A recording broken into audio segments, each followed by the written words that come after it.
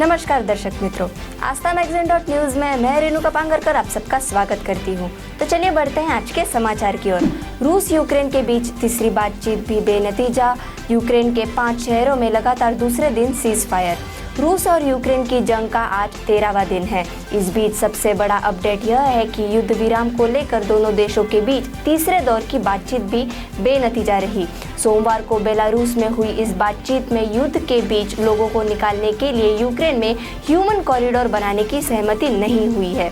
UP में फिर भाजपा सरकार 210-230 सीटें भाजपा को दे रहे हैं सिटोरिये। हार जीत पर 300 करोड़ से ज्यादा का सट्टा लगा। यूपी में विधानसभा चुनाव की वोटिंग पूरी हो चुकी है। अब 10 मार्च को आपके यानी जनता के फैसले का इंतजार है। अब की बार किसकी सरकार, इसका काउंटडाउन शुरू हो चुका है। फिलहाल एग्जिट पोल के बीच यूपी, एमपी समेत 5 राज्यों में सट्टा बाजार में भाजपा का भाव हाई है। इलेक्ट्रॉनिक वाहनों की बिक्री में सूरत राज्य में नंबर 1। गुजरात में इलेक्ट्रॉनिक वाहनों की बिक्री को बढ़ावा देने के लिए सरकार ने इस साल जनवरी को 2 पहिया वाहनों के लिए 20,000 और कारों के लिए 1.50 लाख रुपए तक की सब्सिडी देने का फैसला किया है। इस घोषणा के बाद सूरत में 2005 इलेक्ट्रॉनिक वाहनों के लिए 4 करोड़ 45 लाख रुपए की सब्सिडी सूरत आरटीओ ने मंजूर की है। इसमें घोषणा से पहले खरीदे गए वाहनों के लिए आवेदन करने पर उनके लिए भी सब्सिडी मंजूर की गई है। गुरुवार से शुक्रवार होगा होलाष्टक, पूरे सप्ताह रहेगा दोष। इस दौरान नहीं होगा कोई शुभ मुहूर्त।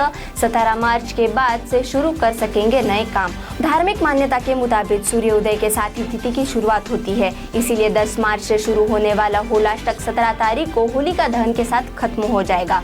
पूरे सप्ताह होलाष्टक दोष होने की वजह से सभी शुभ काम पर रोक रहेगा। 17 मार्च को होलिका दहन रात 1 बजे के बाद करना शुभ। 18 को उदयकाल की पूर्णिमा में मनेगी होली। इस बार होलिका दहन पर यानी 17 मार्च को दोपहर से देर रात तक बरकरार रहेगी। ऐसे में होलिका दहन शाम को गोधूली वेला में नहीं हो पाएगा और इसके लिए लोगों के पास सिर्फ रात तक का ही समय है। इससे पहले 10 तारीख को होलाष्टक शुरू हो जाएगा, जो कि होली दहन तक रहेगा। इन 8 दिनों में हर तरह के शुभ और मांगलिक काम करने पर मनाही होती है। ग्रंथों के मुताबिक इन दिनों में भगवान विष्णु की पूजा और महामृत्युंजय मंत्र का जाप करना शुभ होता है।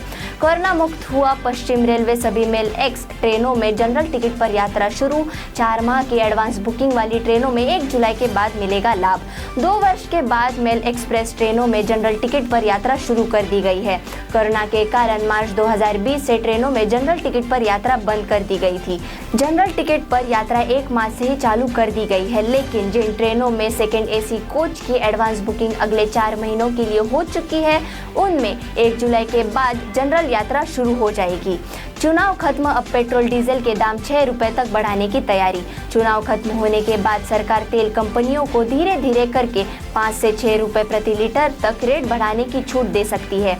ऐसा माना जा रहा है कि 10 मार्च के बाद ही पेट्रोल डीजल की कीमतों में रोजाना बदलाव की प्रक्रिया शुरू होगी। मथुरा वृंदावन के लिए बनेगा नया एक्सप्रेसवे। अमेरिकी कंपनी ने तैयार किया डीपीआर। दिल्ली एनसीआर से हर महीने लाखों की संख्या में लोग यमुना एक्सप्रेसवे के रास्ते मथुरा वृंदावन जाते हैं। वीकेंड, राष्ट्रीय पर्व और त्योहार के मौके पर यह संख्या और भी बढ़ जाती है।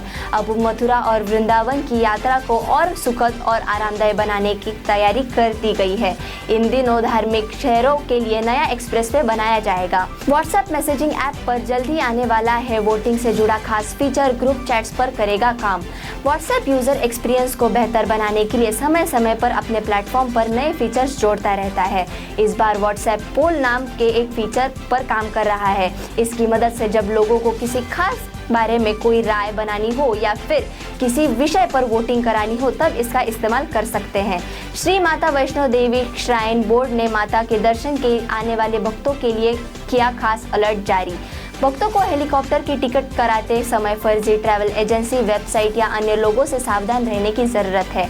ये सभी अपनी अपनी ओर से हेलीकॉप्टर और प्रसाद संबंधी टिकट या टोकन के लिए ऑनलाइन बुकिंग कराते हैं, लेकिन अहम बात यह है कि श्राइन बोर्ड की ओर से ऐसी किसी भी एजेंसी या वेबसाइट आधिकारिक नहीं है। भारत में कोरोना वायरस की तीसरी लहर में बहुत तेजी से गिरावट जारी है। केंद्रीय स्वास्थ्य मंत्रालय के 8 मार्च के आंकड़ों के मुताबिक भारत में 663 दिनों के बाद सबसे कम दैनिक कोविड-19 के आंकड़े सामने आए हैं।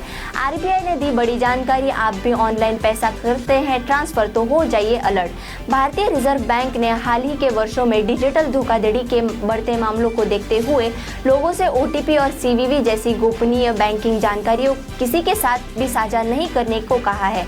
RBI ने बैंकिंग धोखाधड़ी पर एक पुस्तिका जारी करते हुए इस बारे में जानकारी दी।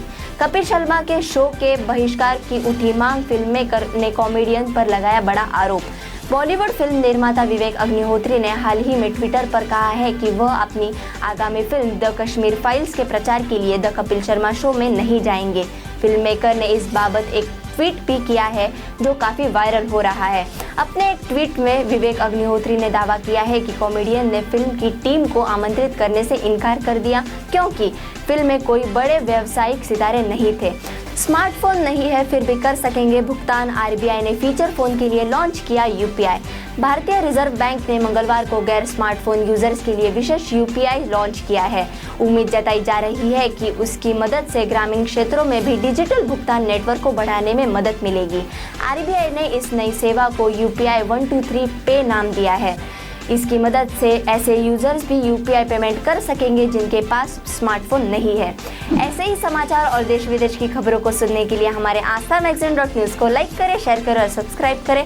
धन्यवाद। સંસ્કારોનું સિંચન કરતું પારિવારિક મેગેઝિન એટલે Aastha Gujarati magazine and digital web news portal. Aastha સમાચારોનું સચોટ માધ્યમ। વધારે માહિતી માટે વિઝિટ asthamagazine.news।